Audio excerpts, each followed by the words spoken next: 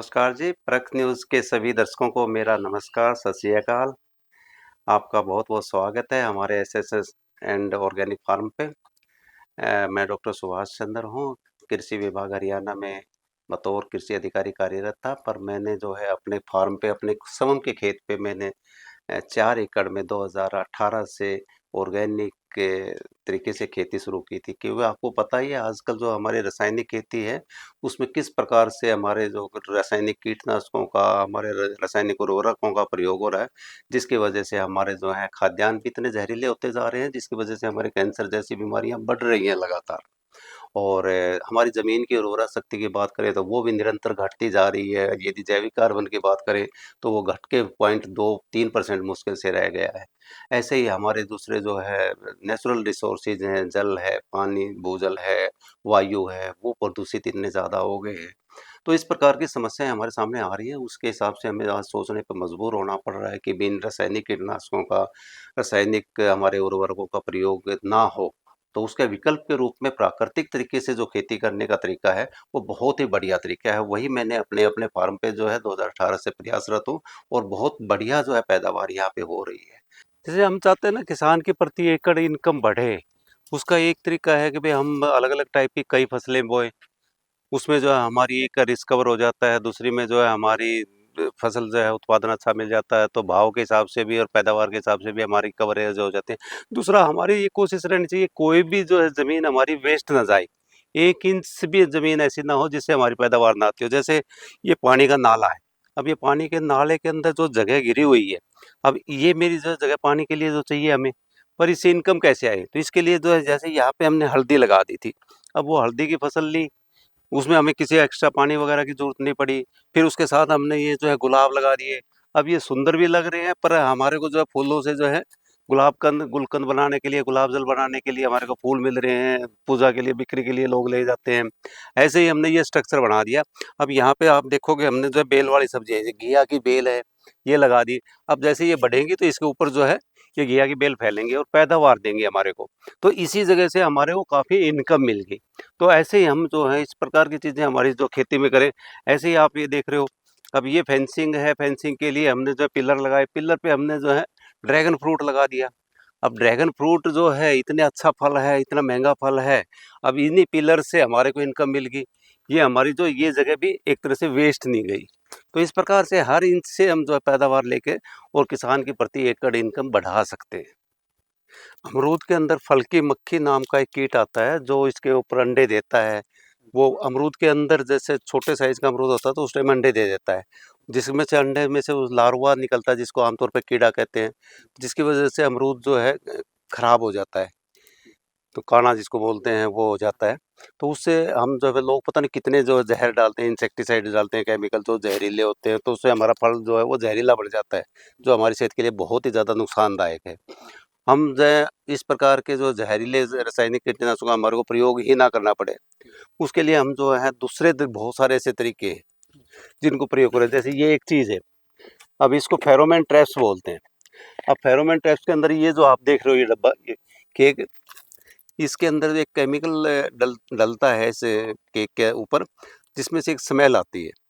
तो वो स्मेल जो है इसके फ्रूट फ्लाई की मक्खियों को, नर मक्खी को, जो मेल मक्खी है उसको अपनी तरफ अट्रैक्ट करती है।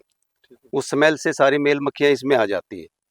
तो नर जो है इसमें कैद हो गए, तो वो बाहर मेटिंग करने के लिए बचे, नहीं तो वो मादा मक्खी के साथ मेटिंग नहीं होगी, तो वो मादा मक्खी फिर अंडे देने की पोजीशन में नहीं आएगी। तो अंडे नहीं देगी तो वो अमरूद के ऊपर हमारी जो है बैठेगी नहीं या अमरूद को खराब नहीं करेगी, तो हमारे फल बगैर जहर के जो है सुरक्षित रहेंगे। हमें जहर नहीं छिड़कना पड़ा। तो ये देखिए आप देख सकते हो आप, भाई एक के अंदर कितनी मक्खियाँ जो है इसके अंदर जो ट्रैप होगी। तो इस प्रकार से हम जो है 1 एकड़ में 6 से 10 जगह इनको टाँग दो, आपकी वो जो है सारी कंट्रोल हो जाएँगी, आपको ज़हर नहीं। फिर भी आपको कोई जो है थोड़ा बहुत लगता है डर, तो उसमें हम जो है नीम के पत्तों को उबाल के, नीम अस्त्र बोलते हैं उसको, या फिर हम जो 10 पर्णी बोलते हैं, 10 टाइप की वनस्पतियाँ, नीम, आक, धतूरा, बकैन, कनेर, इस टाइप से के जो है 10 पत्ते जिसको आमतौर पे पशु नहीं खाते। उनकी 2-2 किलो पत्तियों को 10 लीटर गाय के गौमूत्र के साथ सड़ाते हैं। और जब उसमें से अर्क निकल आता है, तो उसको फिर अपना जो है हम इसके ऊपर स्प्रे कर देंगे। तो वो हमारे जो है उस मक्खी को फल पे बैठने नहीं देगी। तो बगैर जहर के हमारा जो है वो कीट नियंत्रण हो जाता है। तो ये तरीके हमें अपनाने चाहिए ताकि हमें जहरीले कीटनाशकों का, जहरों का जो है प्रयोग ही ना करना पड़े। किसान जो है अपनी खेती में जैसे फसल उत्पादन से जो पैदावार लेना चाहता है, उसके साथ-साथ छोटे-छोटे धंधे ऐसे बहुत सारे हैं जिसको किसान आसानी से कर सकता है। जैसे मधुमक्खी पालन की बात करें हम, खुम्ब उत्पादन की बात करें, केंचुआ खाद बनाने की बात करें, तो ये छोटे-छोटे जो है काम धंधे ऐसे हैं जो खेती के पूरक भी हैं और साथ में जो है किसान बगैर जो है किसी अगर अलग से इन्वेस्टमेंट किए, थोड़ा-सा समय दे के ना वो कर सकता है जिससे उसकी आमदनी का ज़रिया बन सकता है। तो इस प्रकार से जैसे यदि मधुमक्खी के हैं तो ये मधुमक्खी की जो हैं मक्खियाँ जो हमारे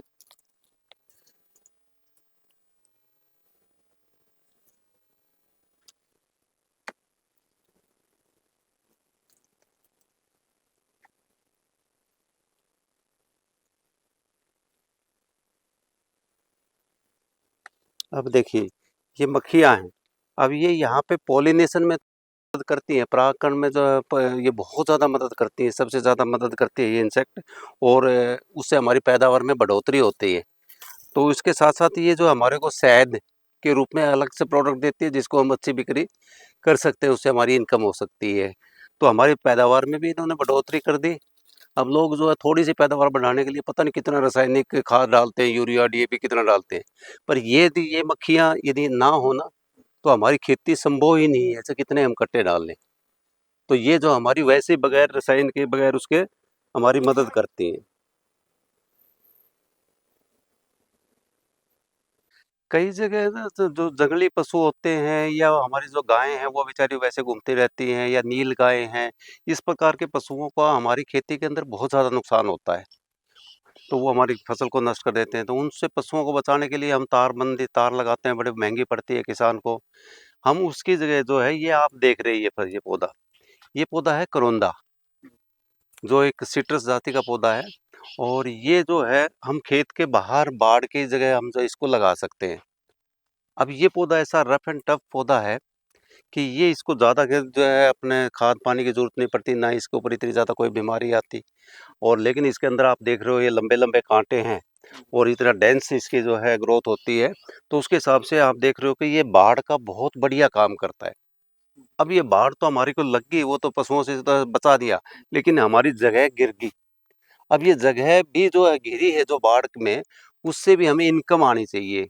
हमारी पैदावार जो है प्रति एकड़ आमदनी तभी बढ़ेगी जब 1-1 इंच से हम जो है पैदावार इनकम लेने की कोशिश करेंगे। तो उसमें हमने जो अपने खेत को बाढ़ से बचा लिया, साथ में हमने जो है इसके ऊपर करोंदा के ऊपर जो फल लगेगा, देख रहे हो आप ये फूल आने शुरू हो गया। तो ये फूल लद जाएगा ये, फूलों में और इसके ऊपर जो फल लगेंगे। अब वो करंदे का जो फल है वो विटामिन सी का बहुत रिच सोर्स है और पेट की बहुत सारी बीमारियों के लिए जो है वो रामबाण का काम करता है, औषधि है बहुत बढ़िया।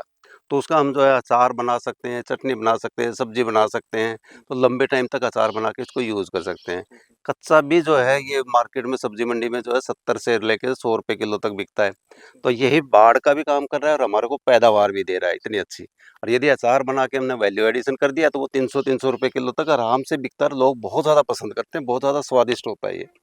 तो इस प्रकार से हमने ये तरीके अपनाने चाहिए कि हमारी जो है जगह, हमारा खेत भी प्रोटेक्ट हो और नेचुरल तरीके से हमें किसी जो इसके ऊपर रसायन छिड़कने की ज़रूरत नहीं पड़ती और हमारी अच्छी आमदनी दे जाता है। तो ये तरीके हमारे को बहुत फ़ायदेमंद हो सकते हैं। पैदावार के साथ-साथ मैं देख रहा हूँ जैविक कार्बन जो घटता जा रहा है अमूमन, वो लगातार मेरे खेत का बढ़ता जा रहा है। अभी मैंने टेस्ट कराया तो 0.6% के आस-पास 0.5 0.6% के आस-पास मेरा जैविक कार्बन खेत का बढ़ गया है। और यदि हम बात करें फसलों के उत्पादन की बहुत बढ़िया हो रही है और यदि क्वालिटी की बात करें तो जो एक बार जो यूज़ कर लेता है, तो वो एक तरह से ये लगा लो कि भी परमानेंट कस्टमर हमारा ग्राहक बन जाता है। तो ये इसमें बहुत ज़्यादा संभावनाएँ हैं। तो हमें जो है कोशिश यही रहनी चाहिए कि जो हम प्राकृतिक तरीके से हमारी देसी गाय की मदद के से हमारे जो है नेचुरल प्राकृतिक जो हमारे पास पेड़-पौधे, जीव-जंतु हैं, हमारे सूक्ष्म जीवाणु इतने हमारे लिए फ़ायदेमंद है खेती के अंदर, हम कभी उनका ध्यान ही नहीं रखते। जबकि वो हमारी इतनी मदद कर रहे हैं, बगैर किसी खर्चे के मदद कर रहे हैं। तो उनका जो है ध्यान रखते हुए उनकी मदद से हम खेती करें तो बहुत बढ़िया कामयाबी है और इसमें सबका भला है। सब हम किसान का भी उपभोक्ता का भी और हमारे जो है प्रकृति की बात करें तो उसके प्रति हमारा जो दायित्व बनता है, वो भी हम एक अच्छे नागरिक के नाते हम जो उसको निभा पाते हैं। तो धन्यवाद, मैं तो यही अपील करूँगा कि सभी प्राकृतिक खेती अपनाएँ।